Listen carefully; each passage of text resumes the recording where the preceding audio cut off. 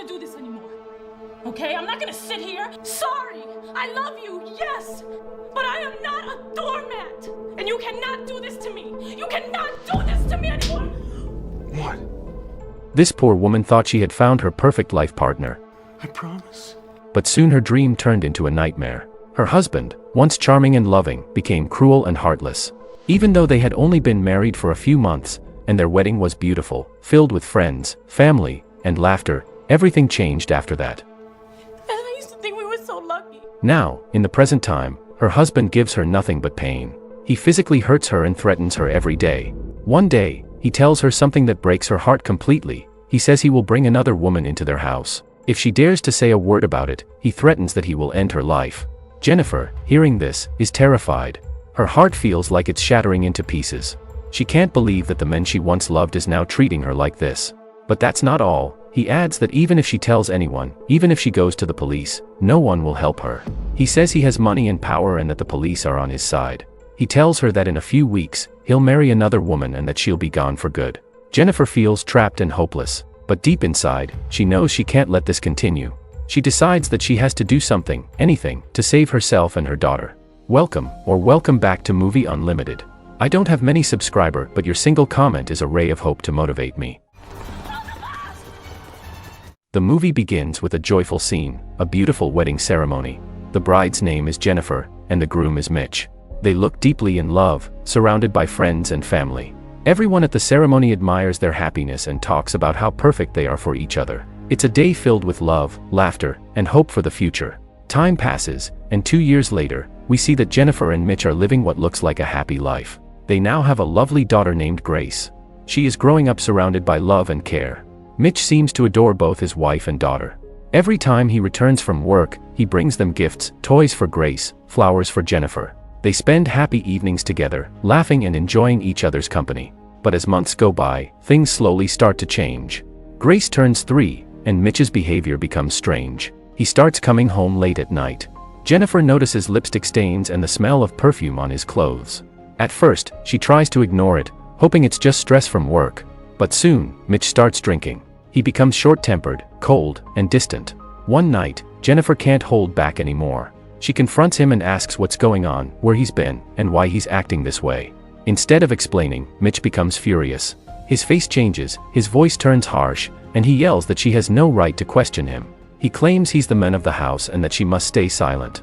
Then, in a sudden fit of rage, he slaps her. Jennifer stands frozen, shocked that the man she trusted has raised his hand against her. Mitch continues shouting, saying that if she ever tells anyone, he'll make her regret it. He threatens her life, saying that he controls everything, even the police. He adds, cruelly, that he plans to divorce her soon and marry someone else.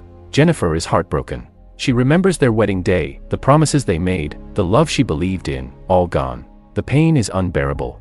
She can't understand how the man she once loved could turn into such a monster.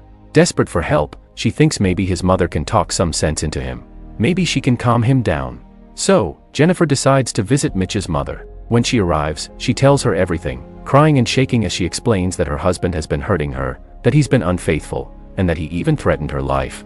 She tells her that he plans to marry another woman after getting rid of her. Mitch's mother is horrified. She listens carefully and promises Jennifer that she will handle it. She tells her to go home and assures her that she will talk to Mitch directly. That night, Mitch's mother calls him. Angry and disappointed, she confronts him and asks how he could possibly treat his wife that way. But instead of feeling guilty, Mitch becomes even angrier. The next day, he storms into the house, furious that Jennifer told his mother the truth. His face is filled with rage as he shouts at her.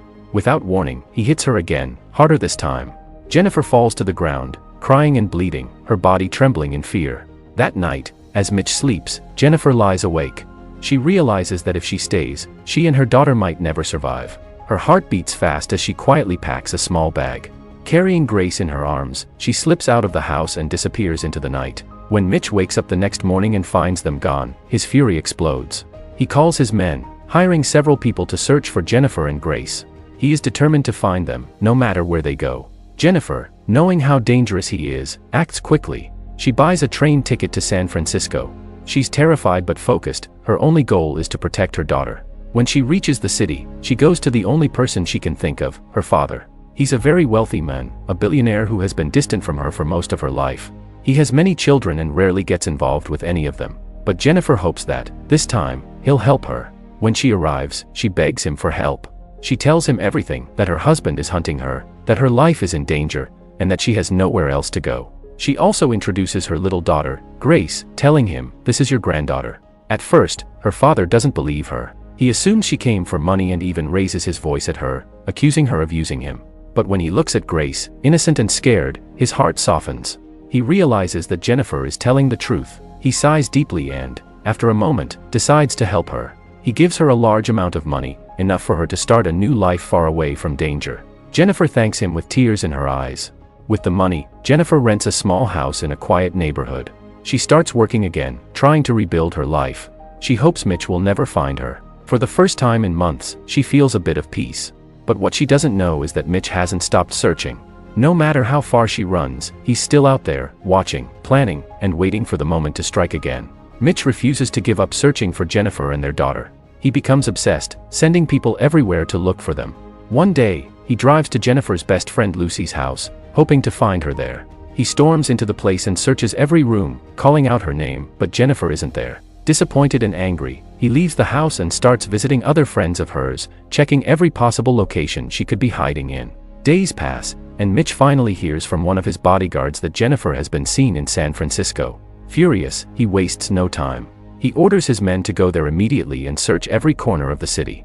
After days of looking, his bodyguards finally manage to find the house where Jennifer has been staying. When Jennifer learns that they found her, her heart sinks. She realizes she's not safe anymore. She quickly packs her things, grabs Grace, and escapes again before anyone can see her. This time, she heads to Chicago. She remembers her old boyfriend, Joe. When she arrives at his home, she looks tired, scared, and desperate. She explains everything to him, how her husband is hunting her down and how she has nowhere else to go. Joe is shocked by what he hears. He still cares deeply for Jennifer, and when he sees her fear, he can't turn her away, offers them a safe room to stay in, where nobody can find them. Jennifer feels a small sense of relief for the first time in a long while. But peace doesn't last for long. The movie then shows us that Mitch's bodyguards somehow track her again. One night, they arrive at Joe's house, pounding on the door and demanding to search the place. Joe refuses to let them in, but they force their way inside. Jennifer, terrified, hides in a secret room upstairs with Grace, holding her daughter close to keep her quiet. Downstairs, the bodyguards start questioning Joe and even beat him, demanding to know where Jennifer is.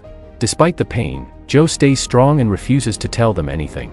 Frustrated, the bodyguards start smashing everything in his house, breaking furniture, tearing apart his sofa, and destroying his things. Joe, even though he's hurt, feels a sense of victory. He managed to protect Jennifer and her daughter.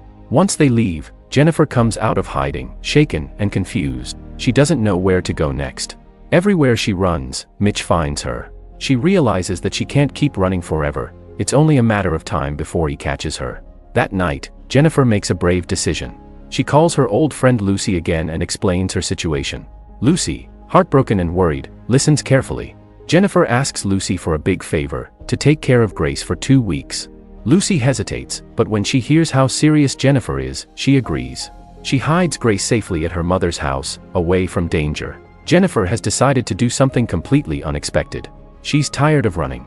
She wants to fight back. Jennifer hires a professional bodyguard, a strong and skilled man who was once a boxing champion. She tells him everything and explains that she wants to learn how to protect herself. She even promises to pay him all the money she has. The man agrees without hesitation. He sees determination in her eyes. She's no longer just a scared woman, she's someone ready to fight for her life. From that day on, her training begins. For 2 long weeks, Jennifer works harder than ever. The bodyguard teaches her how to escape dangerous situations, how to break free if someone grabs her by the neck, how to defend herself using quick and powerful movements, and even how to strike in a way that could disable her attacker instantly. The training is intense and painful, but Jennifer doesn't stop. Every bruise reminds her of what she's fighting for, her daughter and her freedom. Slowly, she becomes strong, focused, and fearless. After 2 weeks, Jennifer is no longer the same woman. She's transformed, confident, skilled, and ready. She knows exactly what she has to do next. She travels quietly back to Mitch's house. It's time to end the nightmare once and for all. That night, she sneaks inside his home, hiding in the dark and waiting patiently for him to come back. Her heart beats fast, but her hands don't shake. When Mitch finally returns home, he's unaware of what's waiting for him. He walks through the door, completely calm, removing his jacket and heading to his room. Suddenly, Jennifer steps out from the shadows. Mitch freezes in surprise, staring at her. "You," he says angrily. "How dare you break into my house?" Jennifer looks him straight in the eye and tells him she's not afraid anymore. She challenges him to fight her, once and for all. Mitch's face twists with rage. He rushes toward her, confident that he can overpower her easily. But this time, things are different. Jennifer dodges his first move and lands a powerful punch straight to his face. Blood trickles from his lip, and he stumbles back, shocked. How did you do that?" he growls, furious. Jennifer calmly replies, "I wasn't hiding all this time. I was training to end this." Mitch roars in anger and charges at her again, but Jennifer is faster. She hits him again, in the stomach, the ribs, and the legs. He tries to grab her, but she slips away and strikes his weak spots, breaking him down bit by bit. The once powerful man now looks helpless. In desperation, Mitch reaches for his phone to call the police. But Jennifer, quick as lightning, grabs it from his hand and smashes it on the floor. "No one's coming to save you this time," she says. She kicks his legs out from under him, sending him crashing to the floor. Mitch loses his balance and falls backward onto a glass table. The glass shatters, and the sharp pieces pierce his body. Everything goes silent. Jennifer stands still, breathing heavily. It's over. Mitch is gone. Shaking, Jennifer looks around. She knows she has to be careful. She takes off the clothes she wore during the fight and burns them, making sure no evidence is left behind. Then she quietly leaves the house, finds Grace, and disappears. The next morning, the police arrive at Mitch's house. They find his body but have no idea what really happened. They assume it might have been one of the women he used to bring home. Jennifer stays silent when they later contact her. She acts shocked, pretending she didn't know what happened. After the investigation, Jennifer feels a wave of relief wash over her. The nightmare is finally over. She goes back to Chicago, where Joe is waiting. Together, they start a new life, one filled with peace, love, and freedom.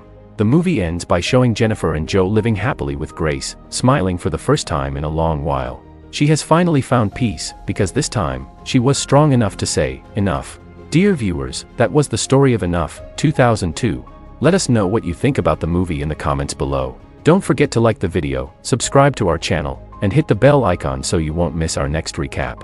Until next time, stay safe, and stay tuned.